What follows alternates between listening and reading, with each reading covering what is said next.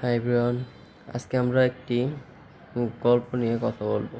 গল্পটির নাম হচ্ছে জীবন ও বৃক্ষ। মোতাহার হোসেন চৌধুরীর লেখক।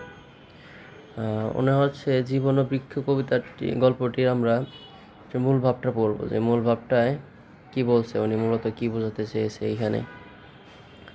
তো উনি এখানে মূলত ফুটিয়ে তুলতে চেয়েছে মানুষ বা জীবন মানুষের আর একটি বৃক্ষের যে কী মিল আছে বা আমাদের বৃক্ষ থেকে কী শিখার আছে, এটাই তিনি এই গল্পে বোঝানোর চেষ্টা করেছেন।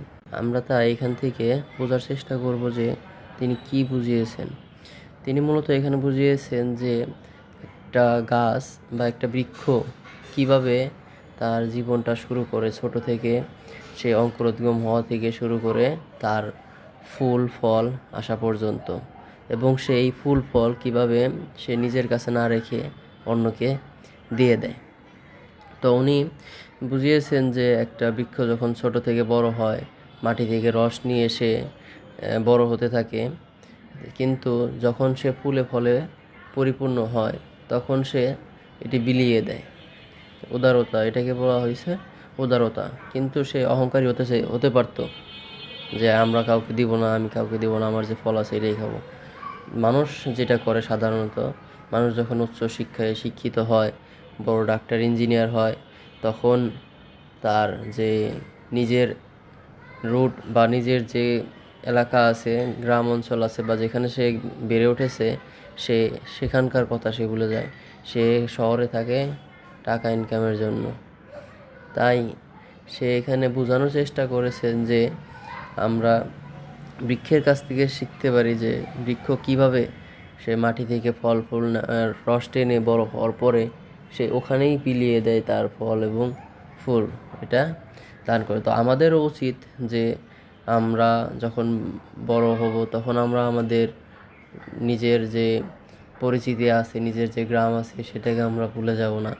একজন ডাক্তার যখন পড়াশোনা করে আসে, তার শহরের টাকার পিছনে না ছুটে তার গ্রামে ছুটে যাওয়া উচিত, যেখান থেকে সে বড় হয়েছে, যেখানে সে বড় হয়েছে গ্রামের মানুষদেরকে সেবা করা উচিত।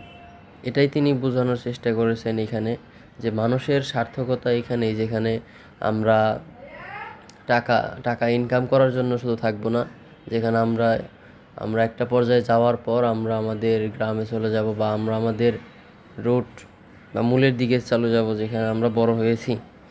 তো তিনি রবীন্দ্রনাথকেও এখানে টেনেছেন, যে রবীন্দ্রনাথ ঠাকুর উনি মানুষের জীবনকে নদীর সাথে তুলনা করেছেন, কিন্তু তিনি এখানে মনে করেন যে না, মানুষের জীবন নদীর সাথে তুলনা করলে হবে না, নদীর কোনো সার্থকতা নেই।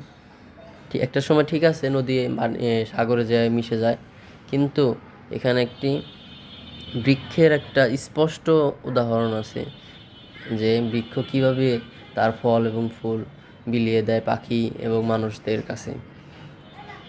এবং এইটাই তা আমরা নদী কখনোই আমরা সাগরে যা দেখতে পাই না, কীভাবে নদীটা পানির সাথে সাগরে যায়, মিশে যাচ্ছে নদী, কিন্তু আমরা বৃক্ষ সবসময় আমাদের কাছেই দেখতে পাই। তাই আমাদের মনুষ্যত্ব বাড়ানোর জন্য, আমাদের উদারতা বাড়ানোর জন্য আমরা বৃক্ষকে দেখতে পারি, বৃক্ষকে আমাদের একটা মনুষ্যত্বের প্রতীক হিসাবে দেখতে পারি। তো উনি এই জিনিসটাকেই মূলত এই জীবন ও বৃক্ষ গল্পের মাধ্যমে, গদ্যের মাধ্যমে তিনি ফুটিয়ে তুলতে চেয়েছেন।